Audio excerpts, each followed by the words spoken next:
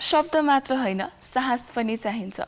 अनि पद पाउनमा होइन जिम्मेवारी निभाउनुमा मजा छ। यो शब्दहरू मैले तपाईहरुलाई अहिले सुनाए पनि मैले कसैको फेसबुकको वालबाट लिएर आएको हो। स्वागत छ तपाईलाई, हेर्दै हुनुहुन्छ चिया गफ, म आयुषाको साथमा हुनुहुन्छ। हामी हरेक दिन आउने गर्दछौं र आज पनि त्यही क्रममा हामी आइसकेका छौं। हरेक दिन जसरी आज पनि समाजमा केही विशेष गरिरहनु भएको तपाईको हाम्रो मन जित्न सफल कोही व्यक्तिलाई हामी लिएर आउने गर्दछौं। आज पनि त्यही क्रममा हामी आइसकेका छौं। We will be right back with a cup of tea.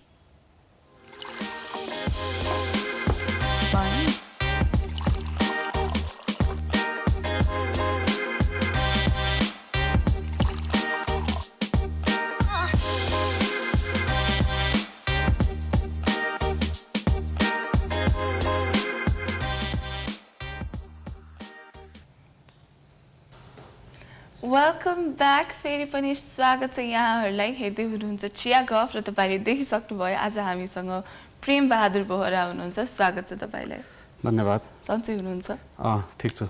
So यहाँको इन्ट्रोडक्सन मैले दिन्छु भनेर प्रिपेयर पनि गरेर आएको छु हैन, तर धेरैवटा कुरा छन्। तपाईँ यहाँको मल्टिफेसेटेड मल्टिपोटेन्शियलाइट भनिन्छ नि, त्यस्तै गरी अब यहाँ त धेरै कुरामा संलग्न हुन्छ, धेरै कुरामा यहाँको आइडेन्टिटी इस्टाब्लिश भइसक्यो हैन। सो मैले यहाँलाई चिन्दाखेरि चाहिँ अब शिक्षा नेपालको फाउन्डर भनेर चिन्थे, शिक्षा नेपालको फाउन्डर सिइओ भनेर चिन्थे। तर अहिले हामीले एकअर्कालाई चिनेदेखि अहिलेसम्म आउँदाखेरि चाहिँ अब यहाँ पोलिटिकली पनि एक्टिभ हुनु भइसक्यो, यहाँ अथर हुनु भइसक्यो, सो मेनी थिङ्स। प्लस तपाईले आफूलाई फार्मर पनि भन्नुहुन्छ नि त हैन। सो अब मैले तपाईको इन्ट्रोडक्सन दिनु सट्टा तपाईले आफै चाहिँ अलिकति हुन्छ नि म चाहिँ यस्तो हो अथवा अब not like we don't know you हैन, तर लाइक तपाईले चाहिँ आफूलाई कसरी चिन्नुहुन्छ त भनेर भनिदिनुस् न त। मेरो त्यो फरक उसमा एक्टिभिटीमा संलग्न हुँदाखेरि चाहिँ फरक आइडेन्टिटी बने पनि समग्रमा एउटा आम युवा नै हो जसले चाहिँ समाजमा केही चेन्ज ल्याउन सकिन्छ कि भनेर चाहिँ प्रयास गरिरहेको एउटा युवा भनौं न। र त्यो प्रयास गर्दाखेरि चाहिँ कहिले शिक्षा सम्बन्धी अभियानहरू गरियो, अब पछि बिस्तारै अब त्यसले अझै पुगेन भन्ने हिसाबले चाहिँ राजनीतिमा आफै संलग्न भएर अलि बढी चेन्ज ल्याउन सकिन्छ कि भन्ने सोचले चाहिँ राजनीतिमा पनि संलग्न छु। त्यो हुँदाखेरि चाहिँ म आफै अब फार्मर फ्यामिलीमा जन्मेको र सानैदेखि हलो जोत्न सिकेको हैन। अहिले पनि बिजुलीमा गएर समय मिलेसम्म मैले हलो जोत्ने काम पनि गरिरहेको छु। त्यसले आफै अहिले विशेष गरी पेन्डेमिक पछाडि आफैले उत्पादन गरेर त्यो खानु भने चाहिँ कति इम्पोर्टेन्ट रहेछ भन्ने कुरा बुझियो हैन। पहिला सुरुमा हामी सानै हुँदाखेरि स्कुलमा म त त्यस्तै 10-11 वर्ष हुँदै हलो जोतेको हो हैन। र म मात्रै हैन, त्यो कुनै युनिकनेस भएन, धेरै जसो हाम्रो हामीसँग जन्मे हुर्केको गाउँको युवाहरूले चाहिँ त्यो अनुभव चाहिँ छ। अनि त्यतिखेर त अलिकति गाह्रो अप्ठ्यारो हैन, त्यो काम गर्न नपाए हुन्थ्यो हैन, स्कुल पनि जानु परेछ फेरि काम पनि गर्नु परेछ जस्तो लाग्थ्यो। तर अहिले चाहिँ त्यही काम गर्दाखेरि त्यसको इम्पोर्टेन्स बुझ्दाखेरि चाहिँ एकदमै मजा लाग्छ के। त्यो हुँदाखेरि त्यो फरक तपाईको टाइटल देखिए पनि आखिरमा एउटा यात्राको क्रममा समाज परिवर्तनको एउटा यात्राको बटम लाइन चाहिँ यहाँ आफूलाई एउटा प्रगतिशील अथवा परिवर्तनकारी युवा भनेर सोच्नुहुन्छ? परिवर्तनको लागि प्रयास गर्ने एउटा आम प्रयासरत युवा हैन, परिवर्तनकारी त्यसरी। सो हामी चाहिँ चिया गफमा चाहिँ चिया खाँदै कुराकानी गर्छौं हैन। तपाई चिया कतिको खानुहुन्छ त? चिया लिन्छु नर्मली। चिया दुध चिया खानुहुन्छ कि कालो चिया खानुहुन्छ? मलाई मन पर्ने भनेको अब यो चाहिँ कागतीको चिया, लेमन टी। अनि हामी गाउँमा हुँदाखेरि चाहिँ त्यहाँको लोकल चियाहरू हुन्छ धेरै नै किसिमको, त्यसमा घोडा मच्चाको टी हुन्छ हैन। त्यसपछि अरू जडीबुटीको चिया चाहिँ हुन्छ। सो यहाँ डोल्पाको हुनुहुन्छ हैन, अब यहाँको बुक पनि लेख्नु भयो। यहाँ डोल्पामा सानो हुँदाखेरि कस्तो हुनुहुन्थ्यो, यहाँको यात्रा अब डोल्पादेखि काठमाडौँ भनौँ, यहाँले अब एउटा एनजिओ लिड गर्नुभएको थियो, फाउन्ड गर्नुभएको थियो हैन, ठुलो कार्यक्रमहरू गर्नुभयो, टोडी खेल भरिदिनु भएको थियो हैन। सो सानो अवस्थामा जसरी तपाईले आफ्नो गाउँ छोडेर जानु परेको थियो, 8 कक्षा पढ्नलाई पनि तपाईको गाउँमा स्कुल थिएन हैन। सो यति धेरै अब धेरै इभेन्टफुल भनौँ न अब यहाँको एक्सपिरियन्स हामीले सुन्दाखेरि ओहो जस्तो भए पनि तपाईँलाई त आइया पनि भयो होला नि त होइन so much pain so much you have gained पनि पेन सँगसँगै तर अब अहिले आएर फेरि अब डोल्पा नै गएर बस्नु भएको छ हजुर होइन त्यहीँ गएर अब राजनीतिमा पनि यहाँको इन्ट्रेस्ट छ सो यो डोल्पादेखि काठमाडौँ अनि फेरि काठमाडौँदेखि डोल्पा चाहिँ कसरी भयो बिकज सबैजना डोल्पाबाट काठमाडौँ झर्न चाहनुहुन्छ होला धेरैजना सबैजना भन्दाखेरि तपाईँ पनि पढ्नुहुन्छ तपाईँ त चाहनुहुन्न सो तपाईँ चाहिँ किन काठमाडौँबाट फेरि डोल्पा जानुभयो त यस्तो छ यसको अब जति पनि कामहरू गरियो त्यो त अब समग्र नेपालको एउटा भनौँ समाज रूपान्तरणको यात्राको चाहिँ एउटा सानो अङ्ग हो होइन अब हामी त युनिभर्सको एउटा चाहिँ धुलोको कण जति पनि होइन अब तर पनि एउटा आफ्नो प्रयास होइन प्रयास चाहिँ गर्नुपर्छ भन्ने भावना चाहिँ हो र जति काम गरियो त्यो चाहिँ एउटा पहिला बाल्यकालमा आफूले भोगेको पीडा देखेको समस्याहरूको एउटा रिफ्लेक्सन त्यसको एउटा प्रतिबिम्ब हो सायद त्यसको त्यो प्रेसर हुन्छ नि कुनै हामीले चाहिँ अलिक बढी प्रेसर दियो भने त्यो त्यो चापले गर्दा चाहिँ माथि आउँछ नि जुन बलकै कुरा छ नि त्यस्तै तरिकाले त्यो चाहिँ देखिएको हो अनि त्यो प्रेसरले एक किसिमले माथि उठायो भन्नाले अलिकति ठुल्ठुलो देखिने ठुलो सुन्निने कामहरू पनि गर्न उत्प्रेरणा जाग्यो तर त्यो काम ठ्याक्कै म एक्लैले होइन कि अब थुप्रै हजारौँ युवाहरू चाहिँ त्यसमा संलग्न हुनुभयो उहाँहरूले त्यो सम्भव तुल्याइदिनु भयो मेरो सपना सबैको सपना बन्न पुग्यो र पछिल्लो क्रममा के महसुस भयो भन्दाखेरि चाहिँ हुन त मैले सानोतिनो तहरबाट डोल्पा नै मेरो लागि एउटा केन्द्रको विषय थियो केही जुनसुकै कार्यक्रम गर्दाखेरि पनि तर अहिले त्यहीँ गएर अझै राम्रोसँग केही इम्प्याक्ट पार्न सकिन्छ कि भन्ने सोच किन भन्दाखेरि मेरो चाहिँ मैले आफ्नो पर्सनल स्वार्थ पनि छ क्या त्यसमा म जन्मेको त्यहीँ हो अनि आफ्नो जन्मभूमि त सबैलाई माया लाग्छ नै प्लस त्यसमा चाहिँ त्यहाँ आफ्नो जन्मभूमि मात्रै भन्दा पनि अब्जेक्टिभली हेर्दाखेरि पनि त्यो ठाउँमा अथाह सम्भावना चाहिँ छ र त्यो प्रकृतिले अलरेडी धेरै कुराहरू दिएको छैन हिमाल त्यसमा जङ्गल त्यहाँको चाहिँ प्राकृतिक स्रोत साधनहरू तर त्यसको युटिलाइज भएको छैन अनि त्यो स्रोत साधनहरू छ भने बुझ्दाखेरि चाहिँ एकदमै गर्व महसुस हुने अनि त्यसको युटिलाइज नभएर होइन एउटा स्वर्गीय भूमिमा नरकी जीवन जिएको जस्तै त्यो देख्दा र भोग्दाखेरि चाहिँ त्यो पीडा हुने अब त्यसलाई चाहिँ त्योबाट बाहिर निस्किन आफ्नो पीडाबाट अनि आफू सँगसँगै आफ्नो समाजको ओभरअल पीडाबाट बाहिर निस्किने एउटा प्रयास स्वरूप अब त्यहीँ जाने अब त्यहीँ गएरै भनौँ न अझ बढी त्यहाँको दाजुभाइहरूसँग चाहिँ अब हामीले काठमाडौँ एउटा सानो इभेन्ट गर्दाखेरि पनि त सयौँ युवाहरूको प्रयास आवश्यक थियो होइन हजारौँ साथ दिने सपोर्टरहरू चाहिन्थ्यो भने चाहिँ अझ त्यो समाज नै रूपान्तरण गर्नलाई एउटा सानै गाउँ भयो भने रूपान्तरण गर्नको लागि त्यहीँकै दाजुभाइ दिदीबहिनीहरू बुवा आमाहरू र नयाँ पुस्ता होइन सबैको सहभागिता आवश्यक हुन्छ र उहाँहरूको योगदान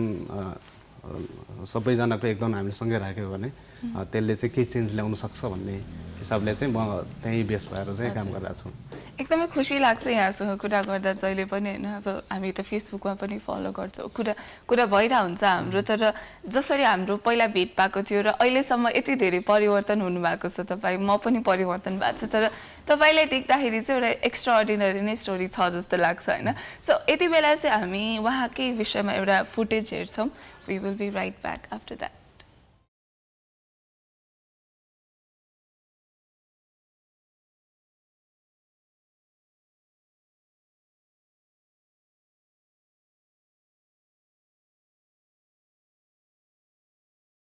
वेलकम ब्याक हेर्दै हुनुहुन्छ चिया गफ र म आयुषा आज मसँग हुनुहुन्छ प्रेम बहादुर बोहरा सो भर्खरै हामीले शिक्षा नेपालको एक किताब क्याम्पेनको लागि बनेको एउटा भिडियो हेरौँ होइन सो अब यहाँले शिक्षा नेपाल फाउन्ड गर्नुभयो शिक्षा नेपाललाई लिड पनि गर्नुभयो धेरै कुरा गर्नुभयो शिक्षा नेपालबाट लकिली त्यहीबाट मेरो र यहाँको पनि भेट भयो होइन सो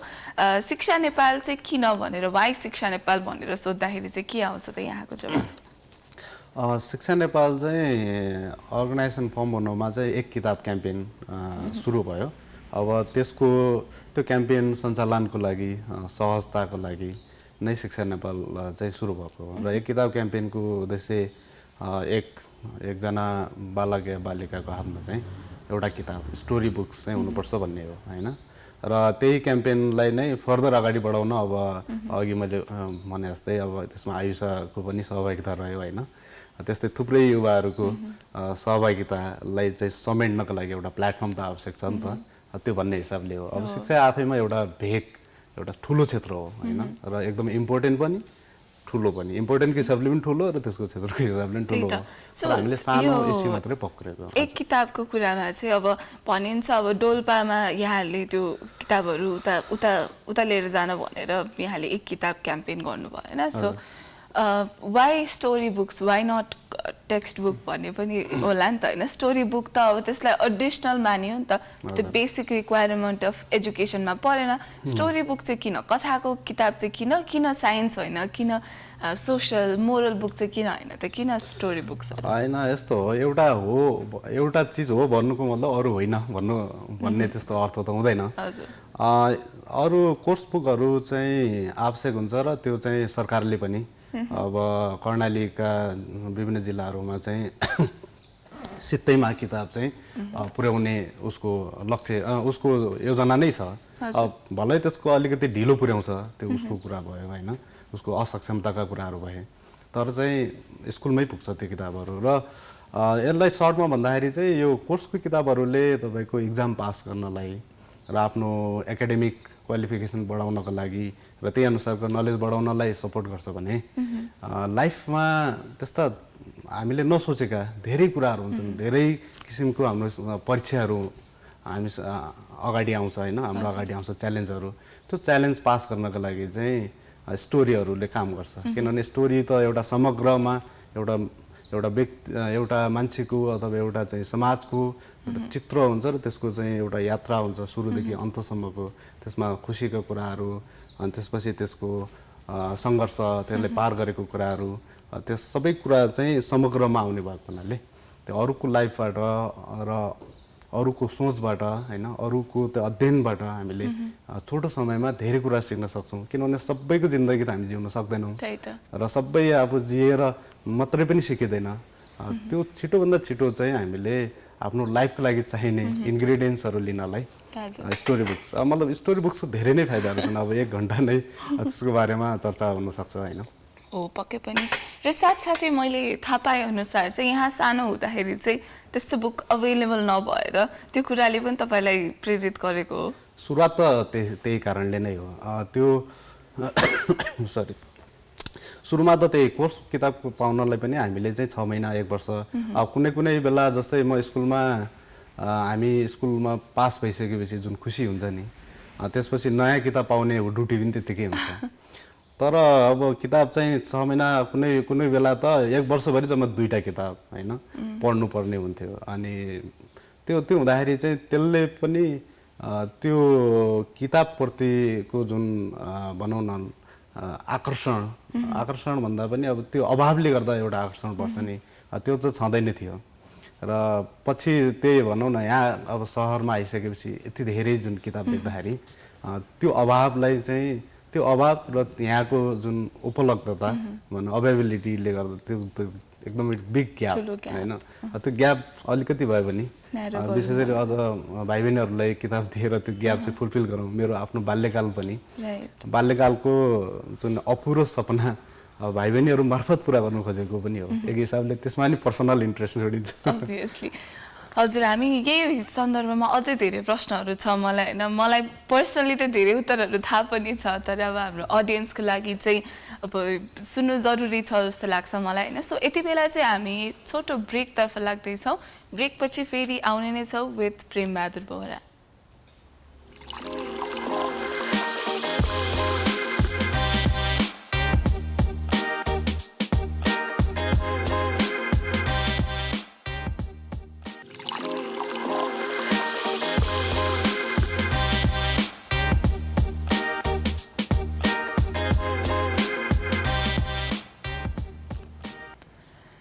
वेलकम ब्याक फेरि पनि स्वागत छ यहाँलाई चिया गफ हेर्दै हुनुहुन्छ म आयुषा र आज हामीसँग यस्तो कोही व्यक्ति हुनुहुन्छ जसको चाहिँ धेरै धेरै कुरा गर्नुपर्ने छ होइन, त्यही भएर म भूमिका नबाधिकन उहाँसँगै जान्छु। फेरि पनि स्वागत छ यहाँलाई। सो हामीसँग आज प्रेम बहादुर बोहरा हुनुहुन्छ, जसले चाहिँ शिक्षा नेपाल फाउन्ड गर्नुभएको थियो र अहिले चाहिँ उहाँ जनता समाजवादी पार्टीको कर्णालीको अध्यक्ष हुनुहुन्छ होइन, डोल्पा जिल्ला अध्यक्ष, सरी डोल्पा जिल्ला अध्यक्ष, सरी कर्णाली प्रदेशकै हो। हजुर, कर्णाली प्रदेशकै हो। सो कर्णालीकै कुरा गर्दाखेरि चाहिँ युज हुने शब्दहरू म भन्छु होइन तपाईँलाई। अब मार्जिनलाइज भनिन्छ इङ्ग्लिसमा, नेपालीमा दुर्गम, अनि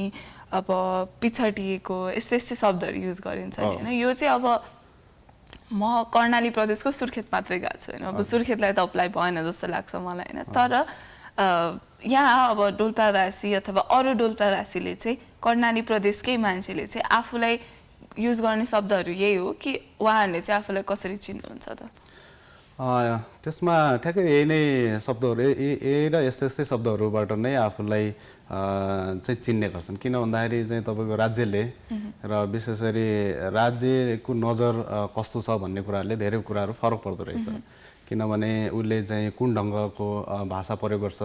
होइन, त्यही अनुसार चाहिँ मिडियाले कस्तो भाषा प्रयोग गर्छन्, अब बुद्धिजीवीहरूले चाहिँ कस्तो भाषा प्रयोग गर्छन्, त्यो सबैको स्रोत भनेको त आखिर त राज्य नै हो। र राज्यको दुईटा कुरा हुन्छ, एउटा चाहिँ भएको कुरालाई परिभाषित गर्ने कुरा,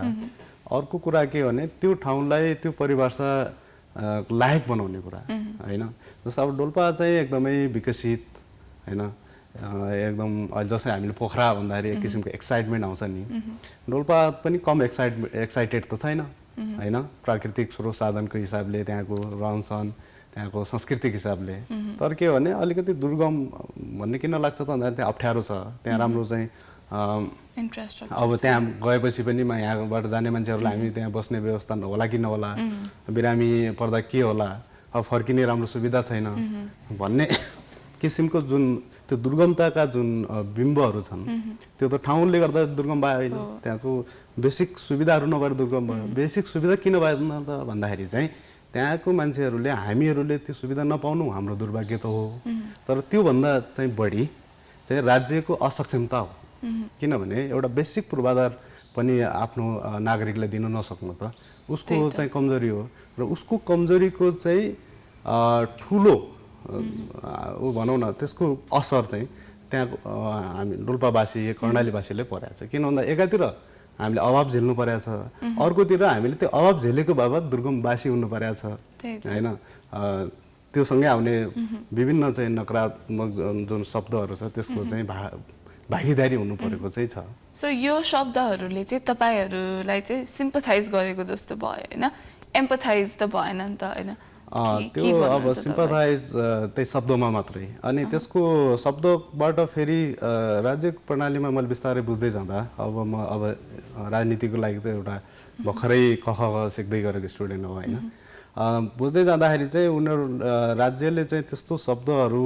जुन प्रयोग गर्छ त्यो प्रयोग गर्नुमा अर्थ छ। जस्तै त्यसको पोलिसीमा के पोलिसी बनाउँछ, त्यो पोलिसी बनाइसकेपछि त्यसको सर्टेन स्रोत साधनहरू त्यो नामप्रति, जस्तै दुर्गम भन्यो भने अब त्यो भौगोलिक हिसाबले दुर्गम क्षेत्रहरूलाई चाहिँ एउटा प्राथमिकता दिने कुराहरू हुन्छन्। त्यो प्राथमिकता दिने कुरा सोचमा राम्रो छ, तर त प्र्याक्टिकल्ली हेर्दाखेरि चाहिँ त्यो ठ्याक्कै आफ्नै लागि जसले नीति निर्माताहरू जो हुनुहुन्छ उहाँहरूले नै त्यो दुर्गम भनेर चाहिँ अब त्यसरी छुट्याउने, दुर्गम भनिसकेपछि सर्टेन बजेटहरू छुट्छ, सर्टेन पदहरू सिर्जना हुन्छन्। त्यसमा फेरि आफू या आफ्ना कार्यकर्ता या आफ्ना चाहिँ फेभरका मान्छेहरूलाई राख्ने र आफ्नै फेभरका मान्छेहरूलाई चाहिँ त्यो स्रोत साधनबाट लाभान्वित बनाउने, आम जनतालाई, आम नागरिकलाई चाहिँ लाभान्वित बनाउने होइन। त्यहाँको चाहिँ बालबालिकाको शिक्षाको लागि, त्यहाँको चाहिँ युवालाई रोजगारीको कुरा, त्यहाँको चाहिँ समग्र नागरिकलाई चाहिँ उपचारको कुराहरू होइन, वृद्धलाई सुविधाको कुराहरू चाहिँ होइन कि, हुन त नाम त त्यही प्रयोग हुन्छ होइन, तर चाहिँ लाभान्वित ग्रुप पनि त्यही पोलिसी मेकर्स या त्यो वरिपरिको मान्छेहरू नै भइरहेको अवस्था छ, जुन चाहिँ एकदमै दुःखद छ। अभियसली त्यही त। सो यो वर्ड्सहरू युज गरे, यस्तो शब्दहरू युज गर्नु चाहिँ एउटा खालको एक्सक्युज जस्तो पनि भयो। एक्सक्युज भन्दा नि प्रयोग भयो, त्यसको चाहिँ दुरुपयोग भयो भनौँ न। दुर्गमताको फाइदा सिधा भन्दाखेरि दुईजनालाई छ, दुईटा पक्षलाई। एउटा भनेको चाहिँ राजनीति गर्नेलाई, जसले दुर्गमताको हिसाबले चाहिँ पद जहिले पनि पाइराख्ने भयो, एकदमै असक्षम मान्छेहरू पनि चाहिँ पदमा पुगिराख्ने भयो। किनभने दुर्गमताको प्रतिनिधित्व गर्ने हैन त्यो साँच्चीकै दुर्गमको मान्छे प्रतिनिधित्व गर्ने सम्भावना एकदमै कम छ दोस्रो भनेको कर्मचारीहरू लगायत जो राज्यको चाहिँ सेवा सुविधा लिएर चाहिँ काम गर्नेहरू हुनुहुन्छ उहाँहरूको चाहिँ भत्ता किनभने दुर्गम त भत्ता पाउँछ दुर्गम हुँदाखेरि कसैले सत्ता पायो कसैले भत्ता पायो तर जनताले आखिर के पायो त भन्ने यो चाहिँ एउटा आलोचना भयो तर अब हामीले गर्नु खोजेको के हो भने अब ठिक उल्टो अब हामी चाहिँ सधैँ यो आफ्नो पीडाहरू मात्रै व्यक्त गरेर हुँदैन शब्दमा व्यक्त गरेर अब छैन हैन अझै सहानुभूति बटुल्ने हाम्रो आवश्यकता छैन त्यो हुँदाखेरि अब हस्तक्षेप गर्नुपर्छ हैन सो यहाँलाई पनि मैले हस्तक्षेप गरेँ अहिले हैन अहिलेको लागि चाहिँ हामी छोटो भिडियो हेर्ने बेला भइसकेको छ we will be right back after that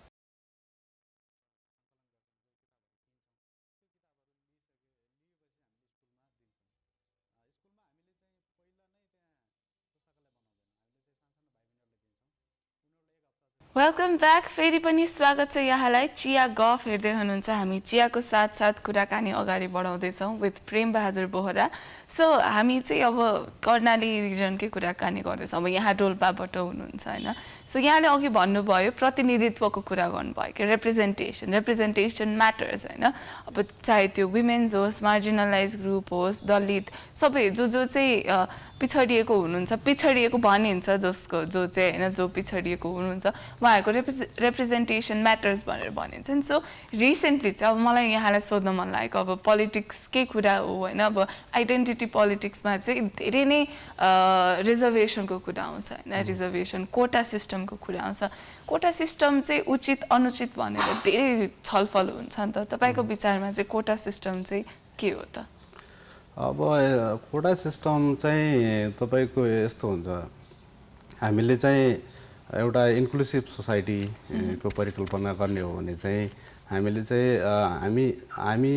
जति पनि नागरिक छौँ हैन नेपालका त्यो सबै नागरिकलाई एउटा इक्वल अपर्च्युनिटी दिनुपर्छ भन्ने हो अब इक्वल इन अ सेन्स कि अब एउटै चाहिँ तपाईको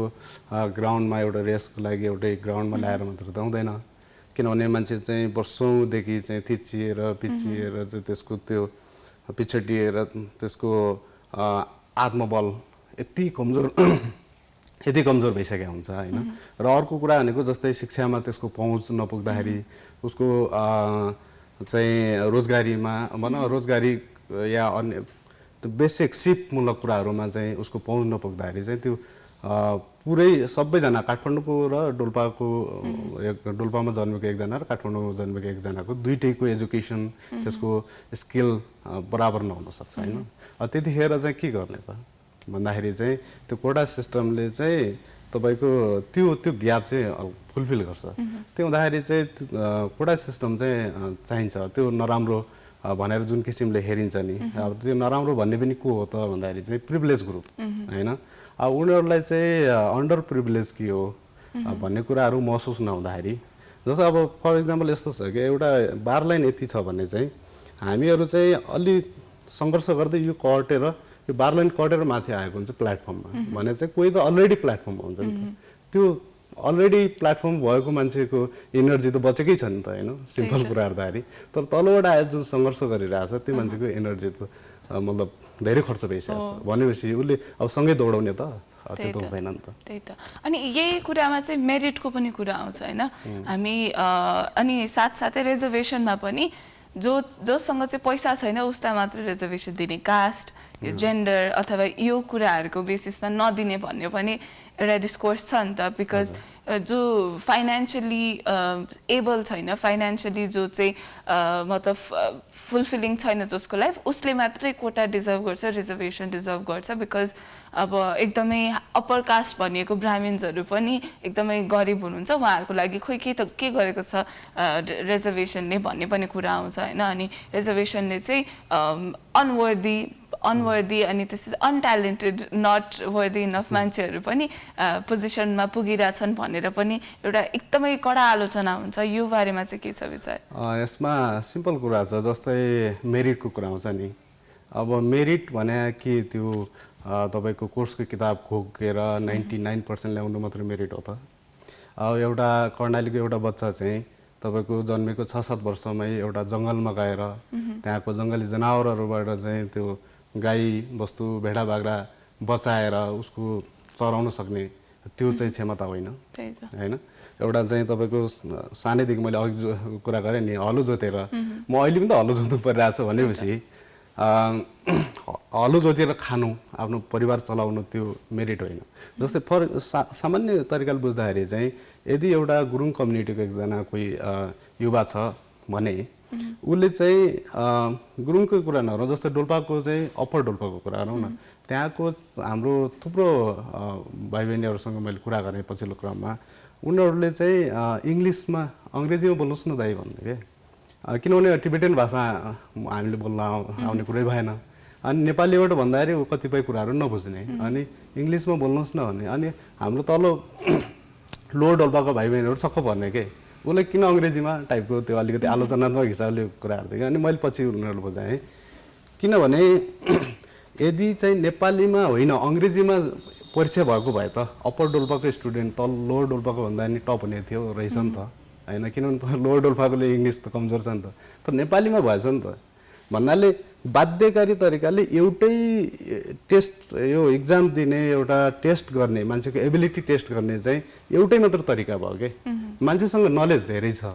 होइन तर चाहिँ उसले धेरै किसिमको चाहिँ अनुभव र त्यसको सिपहरू सिकेको छ तर उसलाई चाहिँ एउटा क्षेत्रमा ल्याएको छ अब एउटा क्रिकेट खेलाडी अब पारस खड्कालाई चाहिँ उसमा लिएर फुटबल ग्राउन्डमा लिएर चाहिँ उसलाई के अरे उसको स्किलको मेरिटको कुराहरू त यो त मेरिट भएन भने जस्तो भयो नि त त्यो हुँदाखेरि चाहिँ मेरिट भन्ने कुरा चाहिँ त्यो किताब एउटा र त्यो मार्क्समा मात्रै चाहिँ हामीले सोच्नु हुँदैन या अङ्ग्रेजी मात्रै बोल्नु या नेपाली मात्रै फर्र बोल्नुलाई मात्रै हामी चाहिँ मान्नु हुँदैन त्यो हुँदाखेरि उसको बहुआयामिक क्षमता हुन्छ नि त्यो क्षमतालाई चाहिँ कदर गर्नुपर्छ भन्ने हो सो यस हामी चाहिँ प्रेम बहादुर बोहरासँग कन्भर्सेसनमा छौँ आज हामी विभिन्न कुराहरूको छलफल गरिरहेछौँ होइन यति बेला चाहिँ छोटो ब्रेकतर्फ लाग्ने बेला भइसकेको छ we will be right back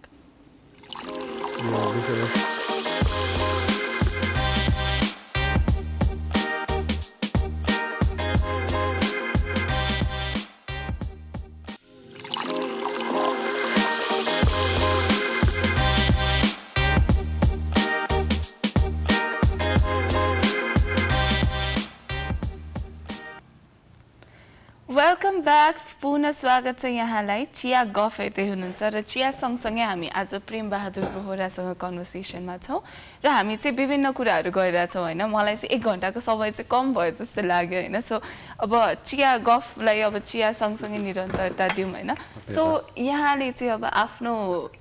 अब काठमाडौँमा हुँदा एनजिओ चलाउनु भयो एनजिओ भन्ने बित्तिकै अब गाउँघरतिर चाहिँ अलिकति टन्ने पैसा चाहिँ यो मान्छेसँग भन्ने ऊ पनि हुन्छ होइन र साथसाथै अब अहिले चाहिँ पोलिटिक्समा लागिसकेपछि त्यता चाहिँ अलिकति इनएक्टिभ हुनुहुन्छ इनएक्टिभ भन्दा पनि ह्यान्डओभर गर्नुभयो भनेर भन्नुभयो हजुरले होइन सो यो शिक्षा नेपालबाट जुन यो पोलिटिकल उसमा बढी इन्क्लाइन हुनुभएको छ यो ट्रान्जिसन चाहिँ कसरी भयो होइन र यहाँको पोलिटिकल एस्पिरेसन्स चाहिँ के हो त अब इनएक्टिभ भन्दा पनि खास चाहिँ पोलिटिकल्ली एक्टिभ हुनुपर्छ आफ्नो पार्टिसिपेसन चाहिँ आवश्यक छ भन्ने कुरा चाहिँ त्यही सिकाइ फेरि त्यो एनजिओमा लाग्दाखेरि नै भयो होइन अहिले चाहिँ मैले के गरेँ त भन्दाखेरि अब राजनीतिक हुन त हाम्रो जन्मेदेखि नै राजनीति सुरु हुन्छ होइन हरेक कुरा निर्धारण त राजनीतिले नै गरे हुन्छ तर चाहिँ यो इलेक्सन या पोजिसनको कुराहरू यो पार्टीगत पोलिटिक्समा छिरिसकेपछि चाहिँ एनजिओमा अनि विशेष गरी यो चाहिँ क्याम्पेनहरूमा एक त समय पनि दिन नसकिने फेरि अर्को कुरा चाहिँ मान्छे जुन किसिमको हाम्रो अडियन्स हुन्छ एक किसिमको भनौँ भनेको सपोर्ट गर्ने मान्छेदेखि लिएर बेनिफिसियरी समेत चाहिँ त्यो कन्फ्युजन चाहिँ क्रिएट हुन्छ होइन या कन्फ्लिक्ट अफ इन्ट्रेस्ट पनि हुन्छ पक्कै पनि त्यो भएर त्यसबाट अलग पनि भएर हाम्रो हुन त सबै कुरा पहिलेदेखि नै युवाहरूले नै गरिरहेको हो होइन अब रेवती भगवती मन्दिता हरप्रीत विवेक लगायत युवाहरूले चाहिँ पछिल्लो क्रममा सम्हालेको र यो पेन्डेमिकले गर्दाखेरि यो त क्याम्पेन त फेरि छिट्टो मान्छे भेट्ने मान्छे चिज हो अलिकति रोकिएको चाहिँ छ उनीहरूले त्यसलाई अगाडि बढाउँछन् अनि मैले यो पोलिटिक्समा आउनुको कुरा चाहिँ तपाईँको एउटा हामीले क्याम्पेनमा एउटा फोकस्ड एरिया लिएको हुन्छौँ नि त होइन एउटा किताब रिडिङ कल्चरको कुरा छ भने चाहिँ समस्याहरू चाहिँ मल्टिपल छ क्या मल्टिडाइमेन्सनल छ होइन त्यो हुँदाखेरि चाहिँ त्यसको ओभरअल समग्रतामा त्यसको समाधानको आवश्यकता छ र एनजिओको काम एउटा प्रोजेक्ट गर्नको लागि पनि हामीले त्यस्तै मान्छेहरूको खुट्टा समाउनु पर्ने यस्तो स्थिति छ जोबाट हामी आजित छौँ होइन त्यस्तो व्यक्तिहरूबाट हामी शासित हुनु परेको छ नि त त्यो हुँदाखेरि त्यो अब हामीले यदि आफूलाई अलिकति केही जानेको छु जस्तो लाग्छ भने होइन अब सब भयङ्करै जान्ने त कोही पनि हुँदैन तर आफूलाई उनीहरूभन्दा त बेटरै छु भन्ने आफूलाई जब महसुस भइसकेपछि र समस्याको समाधान गर्ने एउटा तरिकाहरू पनि आफूले बुझ्दै गइसकेपछि चाहिँ त्यो किन नगर्ने त अब त्योबाट भागेर हामी सधैँ आलोचना गरेर थाकेर बसेर इरिटेट भएर त सकिँदैन नि मैले एकजना यही काठमाडौँमै हुँदाखेरि चाहिँ दुईजना हामी चिया खान जाँदाखेरि दुईजना वृद्धहरू बुढाहरू चाहिँ गफ गरिराख्नु भएको थियो उहाँहरूले चाहिँ आलोचना गर्दैन हुन्थ्यो फलानु नेताको नाम लिएर होइन अब उसले त केही गरेन टाइपको कुराहरू गर्नुभएको थियो म चाहिँ त्यो उमेरमा पुग्दा म त्यो किसिमको आलोचना गर्ने नहुँ म एउटा प्रयास गर्छु सफल हुन्छु एउटा समाधान हुन्छ असफल भयो भने मसँग आलोचना चाहिँ बाँकी रहँदैन बरु अरूले गर्लान् भन्ने हिसाबले चाहिँ त्यसरी गएँ होइन अब एस्पिरेसनको कुरा गर्दाखेरि चाहिँ मैले देखेको के हो भने पोजिसनको कुरा जुन छ नि पद प्राप्तिको लागि मान्छेहरूले चाहिँ एकदमै मरिहत्ते गरेको छ कि यसलाई अलिकति चेन्ज गर्नुपर्ने छ पद भनेको त एउटा जिम्मेवारी हो नि खास त गाह्रो चिज हो नि गरुङको चिज हो नि त त्यसमा जिम्मेवारी निभाउनुमा मजा छ अनि पद पाउनुलाई त्यति लालायत हुनुपर्ने कुरा हो जस्तो लाग्दैन कि पदमा पुगिसकेपछि म के गर्छु मानौ न म अहिले आजको दिनमा एउटा मन्त्री छु भने मैले चाहिँ जम्मा 1-2 लाख मेरो भाइहरूलाई मेरो भतिजाहरूलाई मेरो ज्वाइँलाई दिनु त्यो मेरो उपलब्धि होइन क्या त्यो त सामान्य व्यवसाय गरेर पनि हामीले त्यो गर्न सक्छौँ आफ्नो वरिपरिको मान्छेहरूले पाल्न सक्छौँ म मन्त्री हुन्छु भने म यस्तो काम गर्न चाहन्छु दुईवटा काम एउटा चाहिँ आफ्नै स्वार्थै सोच्ने मान्छेले पनि त एउटा आफ्नो नाम त पछिसम्म रहोस् भन्ने चाहन्छ नि भने त त्यो व्यक्तिगत काम गरेर त रहँदैन नि त आफ्नो मूर्ति बनाएर त हुँदैन नि त समाजलाई रूपान्तरण गर्नका लागि एउटा ठुलो एउटा सोचको साथ ठुलो समस्याको समाधान गर्नुपर्छ वडा अध्यक्ष हुँदाखेरि एउटा लेभलको समस्या समाधान गर्नुपर्छ भने मन्त्री हुँदाखेरि त्योभन्दा ठुलो समस्याको समाधान गर्नुपर्छ र हाम्रै जिल्लाको अब मन्त्रीज्यूहरू पनि हुनुहुन्छ हुन त अब उहाँहरूले जे के भन्छ यो क्रिएटिभ क्रिटिसिजमलाई पनि एकदम विरोधको रूपमा होइन यो त अर्को पार्टीको टाइपको कुरा हुनुहुन्छ तर मैले के भने उहाँहरूले 5 वर्ष 10 वर्ष जुन उहाँ कार्यकाल छ नि अब भोलि गएर 20 वर्षपछि चाहिँ पछि फर्केर हेर्दाखेरि होइन ल 20 वर्षसम्म कन्टिन्यू उहाँहरूले जित्नु होला तर 20 वर्ष 30 वर्षपछि पछि फर्केर हेर्दाखेरि चाहिँ मैले के गरेँ त भने हेऱ्यो भने अरूले पनि भन्नु आवश्यक भएन मैले के गरेँ त भने हेर्दाखेरि चाहिँ मैले त केही पनि गरेन छु भन्ने चाहिँ नलागोस् न होइन समाजको लागि त उसको लागि त सोच्नु नै भएन कमसेकम व्यक्ति आफ्नै लागि त सोच्नुहोस् सो यति बेला फेरि पनि हामी अर्को भिडियो हेर्छौँ होइन यो भिडियो पछि फेरि पनि आउने नै छौँ डोन्ट गो एनिवेयर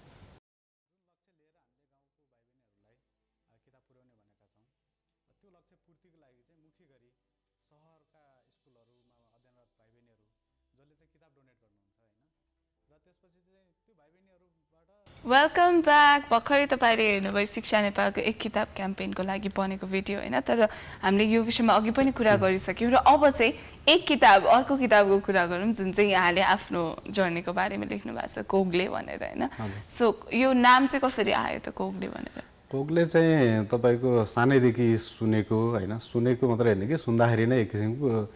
चाहिँ नि अप्ठ्यारो दुःख लाग्ने होइन गालीको शब्द हो कि अब त्यो गाली गर्नु पऱ्यो भने कोग्ले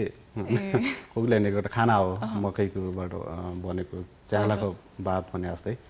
ठ्याक्कै त्यही त होइन तर बुझाउनलाई अनि त्यो चाहिँ हाम्रो गाउँ लगभग त्यो गाउँैभरिको चाहिँ नामै थियो अनि त्यो एउटा आइडेन्टिटी हो नि जस्तै अब काठमाडौँमा आउँदाखेरि डोल्पाली होइन अब गाउँको मान्छे पाखे त्यो किसिमको परिचय हुन्छ नि त त्यस्तै जस्तो त्यो त्यहाँ लोकल हिसाबले त्यो कोग्ले हो जुन कुराले तपाईँलाई बढी सताइरहेछ होइन त्यो बढी पीडा भइरहेछ तर एक्चुअलीमा त्यो तपाईँ हो फेरि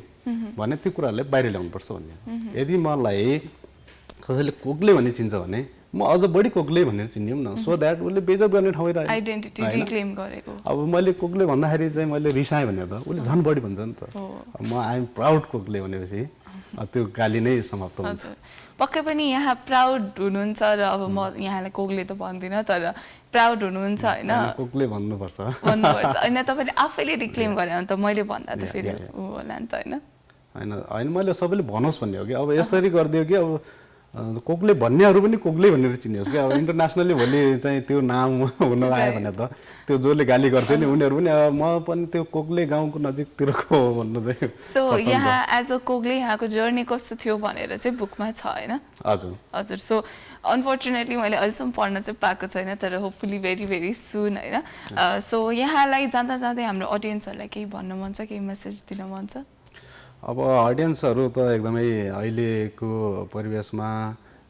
धेरै नै जान्ने हुनुहुन्छ अब सबैजना होइन तर हामी सबैको कमजोरी के रह्यो त भन्दाखेरि हामीले जानेको कुराहरू चाहिँ व्यवहारमा उतार्दाखेरि अलिक समस्या चाहिँ हुँदो रहेछ। अब म चाहिँ भनौँ न अब पार्टीगत पोलिटिक्स गरिसकेपछि जस्तै इलेक्सनकै कुरा आउँछ नि अब इलेक्सनमा चाहिँ अब धेरैजनाले भन्नुहुन्छ क्या अब तपाईँ त यो हिसाबले पनि ठिक छ त्यो हिसाबले पनि ठिक छ त्यो हिसाबले ठिक छ तर भोट हालिदिन्छ नि त उदाहरण कुरा नि त्यसै हेरेर मलाई नै हाल्नुपर्छ भन्नु खोजे होइन तर के भने जस्तै हामीले चाहिँ सबै राजनीतिज्ञदेखि चाहिँ वाक्क दिक्क भएका कुरा पनि गर्छौँ अनि भोलिपल्टै फेरि त्यही नेताको चाहिँ जन्मदिनदेखि चाहिँ विभिन्न कुराहरूमा विस गर्छौँ विस गर्न ठिकै छ त्यति मात्र होइन पुरै फलो गरेर आफ्नै साथीलाई शत्रु बनाइरहेछौँ भने चाहिँ हामी के सोच्छौँ भन्ने कुरा मेरो नेताले म जोइन भएको पार्टीको नेताले के भन्छन् होइन भन्ने कुरा इम्पोर्टेन्ट होइन कि म के सोच्छु त हामीलाई के आवश्यक छ त भन्ने कुरा हामी जानिसकेपछि त्यसको त्यही अनुसारको हामीले व्यवहार गर्नु पर्यो। रुख रोप्ने भने सबैले जानेछ तर रुख रोप्नतिर मान्छेको चासो छैन कि त्यो चाहिँ हुनुपर्छ भन्ने हो। र अन्तमा म अलिकति जोड्नु खोजेको चाहिँ जसरी हामीले एक किताब क्याम्पेनको लागि हजारौँ युवाहरू सयौँ युवाहरू हजारौँ मान्छेहरूको सपोर्ट हामीले लिएर केही एउटा सानो प्रगति भनौँ न गर्न सक्यौँ भने चाहिँ त्यसको अझै बृहत रूप गर्नको लागि हामीले सबैले आफ्नो ठाउँबाट आफ्नो गाउँबाट चाहिँ लाग्नुपर्छ अनि देश बन्छ अनि देश चाहिँ प्रचण्ड केपी बाबुरामबाट चाहिँ बन्दैन मतलब उहाँहरूले पनि बाटो नि बन्छ तर उहाँहरूबाट मात्रै बन्दैन त्यसमा देश बनाउनमा हाम्रो